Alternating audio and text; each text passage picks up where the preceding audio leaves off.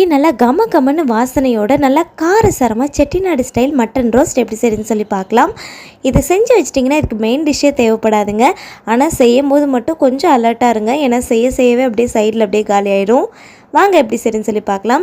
நல்லா இலை ஆட்டுக்கறியாக ஒரு 1/2 கிலோ வாங்கி வாஷ் பண்ணிவிட்டு குக்கரில் ஆட் பண்ணிக்கோங்க. இது கூட 1/4 டீஸ்பூன் மஞ்சள் தூள், 1 டீஸ்பூன் மிளகாய்த்தூள், 1 டேபிள் ஸ்பூன் இஞ்சி பூண்டு விழுது, 10 போல் சின்ன வெங்காயம், ஒரு பச்சை மிளகாய், தேவையான உப்பு, கொஞ்சமாக கருவேப்பிலையில், 3 பீஸ் பட்டை கிராம்பு, 1/2 டீஸ்பூன் சீரகம், கொஞ்சமாக தண்ணி ஊற்றி ஒரு 4-5 விசில் ப்ரெஷர் குக் பண்ணி இறக்கி வச்சுருங்க.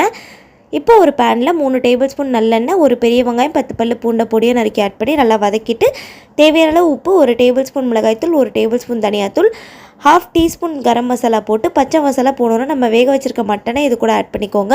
10 நிமிஷம் நல்லா கொதிச்சதும் 1/2 டீஸ்பூன் பெப்பர்த்தூள், கொத்தமல்லி தலை தூவி கடைசியாக சர்வ் பண்ணும்போது லெமன் ஜூஸ் தூவி சர்வ் பண்ணிங்கன்னா அட்டகாசமாக இருக்கும். கண்டிப்பாக ட்ரை பண்ணி பாருங்கள்.